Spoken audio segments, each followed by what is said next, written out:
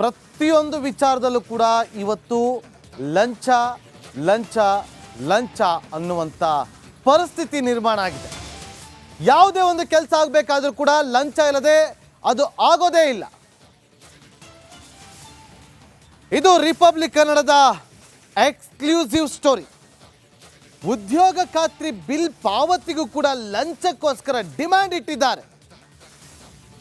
ಇಷ್ಟು ದಿನ table ಅಡಿಯಿಂದ cash ಇಸ್ಕೊಳ್ತಾರೆ, ನಗದು. ಈಗ ಫೋನ್ ಪೇ ಮೂಲಕನೇ ಲಂಚದ ಹಣವನ್ನು ಪಡೆದುಕೊಂಡಿರುವಂತಹ ಸಿಬ್ಬಂದಿ 3200 ರೂಪಾಯಿ ಹಣ ಪಡೆದು ಕಂಪ್ಯೂಟರ್ ಆಪರೇಟರ್ ರಮೇಶ್ ನರೇಗಾ ಬಿಲ್ಗೆ ಅವ್ರು ಪಡೆದುಕೊಂಡಿರುವಂತಹ ಹಣ ಮೋನಪ್ಪ ಅನ್ನೋರು ಗ್ರಾಮ ಪಂಚಾಯತಿ ಸದಸ್ಯರು ಇವರಿಂದ ಹಣ ವಸೂಲಿ ಮಾಡಿದ್ದಾರೆ. PDO ಶರಣಪ್ಪಗೆ ದುಡ್ಡು ಕೊಡಬೇಕು ಅಂತ ಹೇಳಿ ಲಂಚಕ್ಕೆ ಡಿಮ್ಯಾಂಡ್ ಇಟ್ಟಿದ್ರು. 5000 ರೂಪಾಯಿ ಲಂಚಕ್ಕೆ ಡಿಮ್ಯಾಂಡ್ ಇಟ್ಟಿದ್ರು. ಕೊನೆಗೆ 3200 ರೂಪಾಯಿ ಕೊಟ್ಟಿದ್ದಾರೆ. PDO ಮತ್ತು ಕಂಪ್ಯೂಟರ್ ಆಪರೇಟರ್ ವಿರುದ್ಧ CEOಗೆ ದೂರು ಕೊಟ್ಟಿದ್ದಾರೆ. ಜಿಲ್ಲಾ ಪಂಚಾಯತ್ CEOಗೆ ದೂರು ನೀಡಿದಂಥ ಮೋನಪ್ಪ ಅನ್ನೋರು ನೋಡಿ, ಪ್ರತಿಯೊಂದು ವಿಚಾರದಲ್ಲೂ ಕೂಡ ಲಂಚ. 5000 ರೂಪಾಯಿ ಕೇಳಿದ್ದಾರೆ.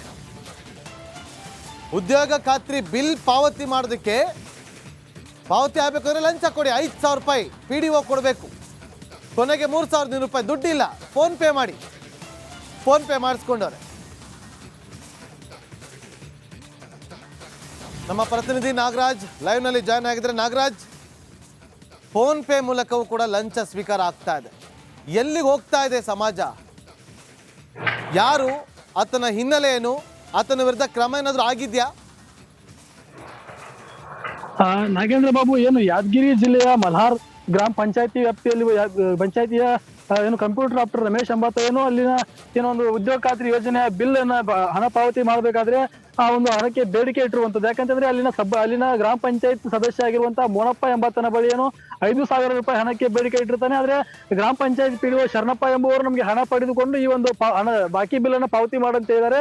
ಹೀಗಾಗಿ ನೀವು ಇಷ್ಟು ಹಣವನ್ನು ನಮ್ಗೆ ಲಂಚದ ರೂಪದಲ್ಲಿ ಕೊಟ್ಟರೆ ಹಣವನ್ನ ನಿಮ್ಗೆ ನಾವು ಸಂದಾಯ ಮಾಡ್ತೀವಿ ಅನ್ನುವಂತ ಮಾತನ್ನ ಹೇಳ್ತಾರೆ. ಅವಾಗ ಮೋನಪ್ಪ ಎಂಬಾತ ಏನು ಈ ಒಂದು ಕಂಪ್ಯೂಟರ್ ಆಪರೇಟರ್ ರಮೇಶ್ ಎಂಬಾತನ ಅಕೌಂಟ್ಗೆ ಏನು ಫೋನ್ ಪೇ ಮೂಲಕ 3200 ರೂಪಾಯಿ ಹಣವನ್ನು ನೀಡಿದ್ದು. ಅದ್ರ ಜೊತೆಗೆ ಏನು ಈ ಒಂದು ಇಬ್ಬರು ವ್ಯಕ್ತಿಗಳು, ಯಾಕಂದ್ರೆ ಈ ಮೋನಪ್ಪ ಗ್ರಾಮ ಪಂಚಾಯತ್ ಸದಸ್ಯ ಮೋನಪ್ಪ ಮತ್ತು ಈ ಒಂದು ಕಂಪ್ಯೂಟರ್ ಆಪರೇಟರ್ ರಮೇಶ್ ಇಬ್ಬರು ಮಾತನಾಡಿರುವಂತಹ ಆಡಿಯೋ ಸಹ ಈಗ ರಿಪಬ್ಲಿಕ್ ಕನ್ನಡಕ್ಕೆ ಲಭ್ಯವಾಗಿರುವಂತದ್ದು. ಏನು ಈ ಆಡಿಯೋದಲ್ಲಿ ಏನಂತಂದ್ರೆ ಈ ಒಂದು ನರೇಗಾ ಯೋಜನೆಯ ಬಾಕಿ ಇರುವಂತಹ 5000 ಬಿಲ್ ಏನಿದೆಯಲ್ಲ, ಈ ಒಂದು ಬಿಲ್ ಪಾವತಿ ಮಾಡಬೇಕಾದ್ರೆ ನೀವು ಇಷ್ಟು ಈ ಹಣಕ್ಕೆ ಇಷ್ಟು ಲಂಚ ಕೊಡ್ಬೇಕಂತ ಈ ಒಂದು ಕಂಪ್ಯೂಟರ್ ಆಪರೇಟರ್ ರಮೇಶ್ ಹೇಳ್ತಾನೆ.